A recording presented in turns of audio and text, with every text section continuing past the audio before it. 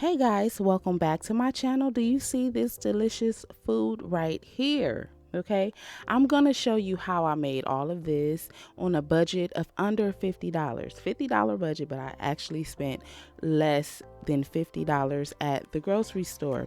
Let's take a look at these ingredients. Okay, most of these you can find at a really reasonable price if you shop around a little bit. Okay, at places like Walmart, Aldi's, Dollar General, Dollar Tree, okay? And sometimes even Target, you can find most of what you need at a really good price. So like I said, I spent under $50 for everything that you see on this countertop, minus that garlic that came from my pantry. These items as well came from my pantry. So these are common pantry seasonings that I know most people have already on hand, and that's salt, pepper, garlic powder, onion powder, ground cinnamon, nutmeg, your white sugar, brown sugar, flour, butter, eggs. If you have all of these common pantry ingredients, then you can pull off Thanksgiving dinner on a budget. Okay, so let me show you what I cooked. Okay, I'm going to start here with my sweet potato pies. Sweet potato pies take a little bit, longer to set. So you want to make this the day before Thanksgiving. That way you'll have everything ready and you can enjoy your food, okay? I have here 4 cups of baked sweet potatoes. I let these cool down. I'm going to cream these together in my stand mixer, and this is just going to ensure that these are very, very smooth. I want my potatoes to be very smooth. So after you cream your potatoes for about 5 minutes or so, you want to make sure that you remove any strings from your sweet potatoes. Okay, remove the strings, throw them away. So here are my sugars and my spices. Remember, I got these from my pantry, so I didn't buy, any sugars or spices. I'm going to add everything into this bowl and then mix it together. So I've also added in butter, lemon juice, heavy cream, which was room temperature, and vanilla extract. Okay, so mix everything together and make sure you guys scrape the sides of the bowl. We want to make sure that all of those ingredients are well incorporated. Okay, now again, remember, make sure everything is room temperature. Make sure your eggs are room temperature.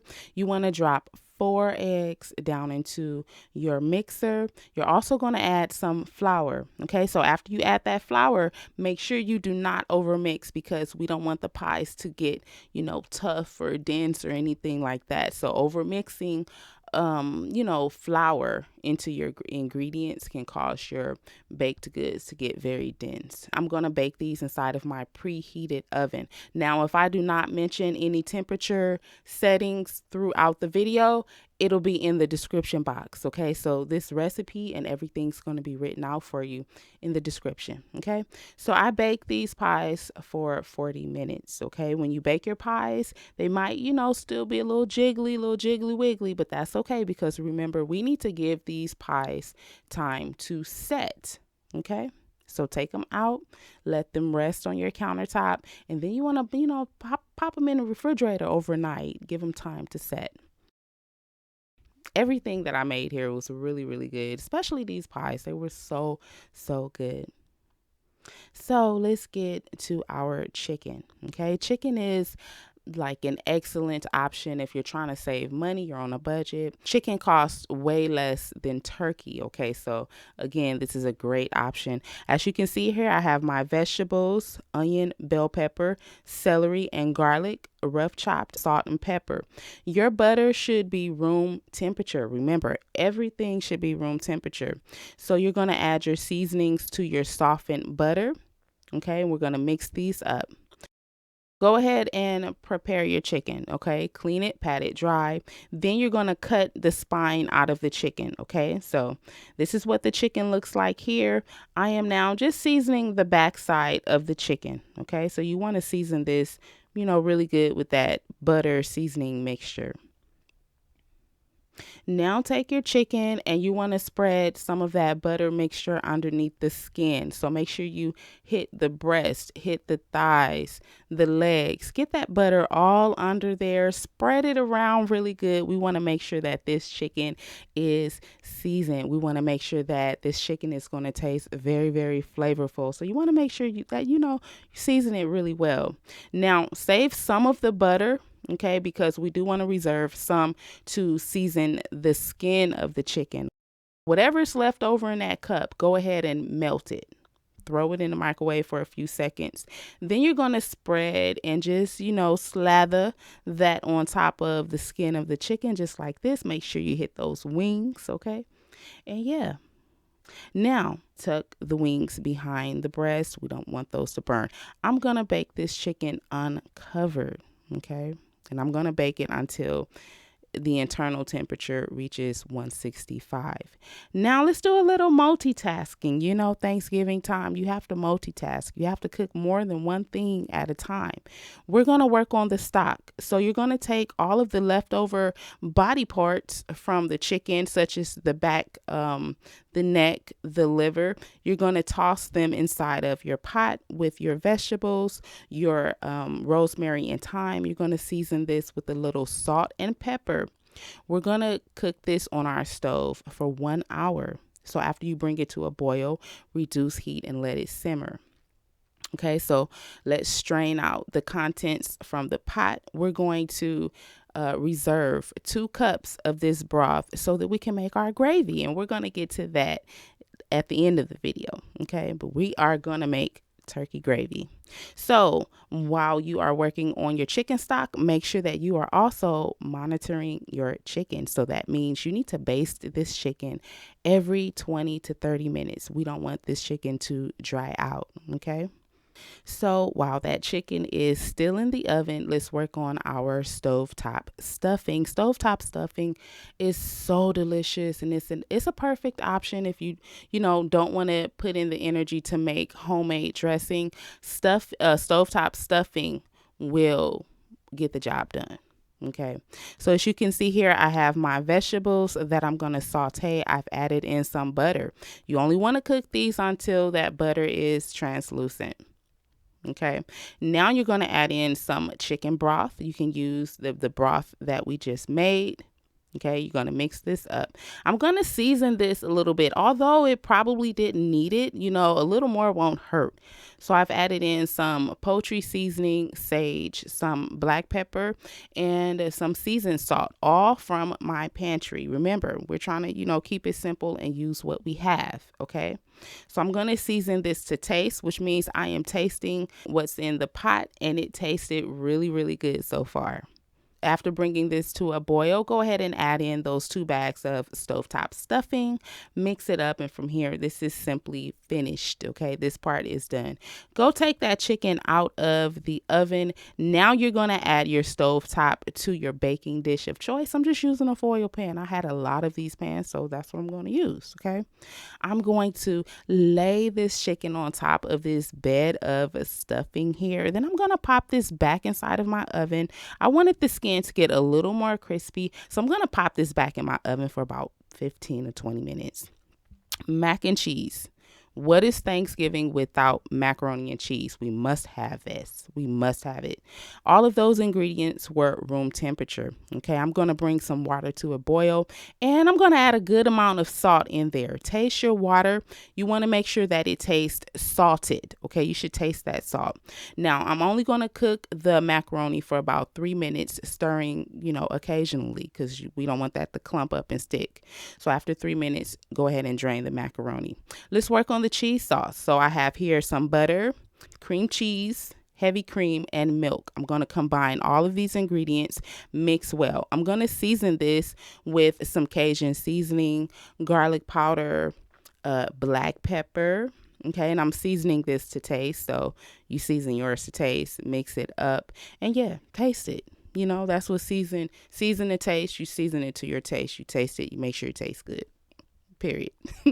So now we're going to add in some cheese. I'm using sharp and mozzarella cheese. I'm going to mix well. And from here, your cheese sauce is done. So I did not use any flour. Okay. Make sure your cheese sauce is not overly thick. Okay. I think you know what overly thick would look like. If it is, just add a little milk. So I'm not going to make my macaroni and cheese in layers. Okay. I'm just going to do one layer. So if you want that good cheese pull in the center, then you got to figure this out here. So since I didn't have a lot of cheese, that was why I didn't do it. But if you want to do it, then you're going to have to, you're going to have to hook it up. You know what to do. You know what to do to get that good cheese pull in the middle. You have to make this in layers. Okay. So I'm topping this off with my remaining cheese because I didn't have a lot of cheese. Okay. So I'm going to sprinkle some paprika on top. Here's what the mac and cheese looks like. It is almost done. Okay. And this looks very, very delicious. And the chicken was underneath. I told you guys, we are multitasking. We're trying to get all of this done. I'm going to cut into this macaroni and cheese. I want you all to see this is what your macaroni and cheese will look like if you make this in, with just one layer. If you don't have that middle layer of mozzarella cheese, you ain't going to get that stringy cheese pull. So, but however, this was still really, really good. Really good. So I hope that you guys will try this macaroni and cheese recipe, and I hope that you'll like it. It was really good. So let's jump right into our southern fried cabbage. So I have here some rounded smoked sausage, beef, not pork. Okay. I'm going to slice this up. I'm using some bacon grease. Yes, bacon grease from my refrigerator. And I'm going to saute a red bell pepper and some onion in this bacon grease. Okay. So we starting this off right here. Okay. So you only want to saute these ingredients just until those onions are slightly translucent. I've added in some garlic, and I'm going to throw in the sausage. Okay, so you don't have to let this go too long. Saute it for maybe about 4 minutes. Then you're going to add in your cabbage. Make sure that you've already, rinsed clean your cabbage, chopped it up. And you're going to add this to a pot. So we're going to fry the cabbage. So you want to make sure that your temperature is on high at this point here, but you want to kind of monitor this to make sure you're not burning anything. Okay. As your cabbage cooks, it's going to begin to wilt down, and you'll have more space in your pot, and you can add all of the cabbage in, if you didn't initially add it all in from the beginning. So you can also cover this with the lid, and that'll help your cabbage to cook a little bit faster to get it to wilt down and, make room in the pot. I'm going to season this with some Cajun seasoning, garlic powder, and a little pepper. Okay. And now I'm just going to attempt to mix this up. So depending on how large your pot is that you're cooking your cabbage in, you might have a tough time, rotating and moving this cabbage around. Once it shrinks down, though, you'll have more room in your pot, and it'll be easy to work with. Okay. So you're going to add some parsley, and you can season it with a little more of the Cajun seasoning. Remember, you're going to season this to taste. Remember, you should be cooking this on high heat. You want this cabbage to fry. Okay. And yeah, from here, depending on how soft you like your cabbage, it's done. It's either done or it's not done. If it's not done because you want it to be more soft, then you can cover it and let it steam a little bit. So now we're going to transfer this into our foil pan. And yeah, this is ready for serving. And this was easy and very delicious. Okay, last but not least, we're going to work on our gravy. Gravy is like a necessity for Thanksgiving. You need this for your stuffing or for your mashed potatoes. So we're going to make our roux. I've added butter, and I also added some pan drippings to my pot and heated this on high. I've added in the flour. So when you make your roux, just continue to mix until, you cook out that flour taste from your flour. So just continue to stir, and if your roux gets clumpy, then you can always add a little more butter to thin it down. Okay. So you're going to add half of your chicken broth, mix well. Once it begins to get thick, now you can add the remaining chicken broth. Okay, you're going to mix this up. You're going to let your gravy get thicker, and you can season it from here. So sometimes, you know, your chicken broth might not be enough to get, you know, your gravy to taste really good, but you can still add a little chicken bouillon. You can add some salt, pepper. You can add some rosemary and thyme, and all of those items will pump up the flavor of that chicken gravy. So here I had a gravy fail. I don't know how, okay? But I'm going to fix this. And I left this portion in this video just to show you guys that if you ever have a gravy fail, it's okay. You can add some cornstarch slurry to help your gravy get thicker. So a cornstarch slurry is equal parts cornstarch to water. You're going to mix it separately in another, you know, cup. And then you're going to add this to your gravy. And from there, your gravy should begin to thicken, okay? So that's easy peasy. Okay, taste your gravy, make sure it tastes really good. You can add more seasonings if needed. So I'm going to transfer this, okay, into this little serving dish here, and I'm going to show you guys the full spread of my Thanksgiving dinner on a budget of under $50. So we have our pies, our chicken on a bed of stuffing. We have our Southern style fried cabbage, which was so delicious. Then we have our gravy for the stuffing, and we also have our mac and cheese. So this was enough to feed 7 people. Okay, it fed 5 people, and we had leftovers. My husband took it for 2 days to work. Let's take a look at the receipts. Receipts don't lie. Okay, I went to HEB. I purchased 21 items. Okay, my total was $52.09. But wait. There was some garlic that should not have been in my basket. A Mexican brand garlic. They were like 3 large garlic cloves inside of like this little green net. And there was also a bag fee. I don't know why they're still charging for bags, but this is just ridiculous.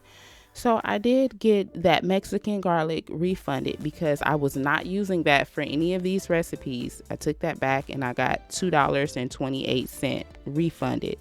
So let's do the math, okay? Numbers don't lie.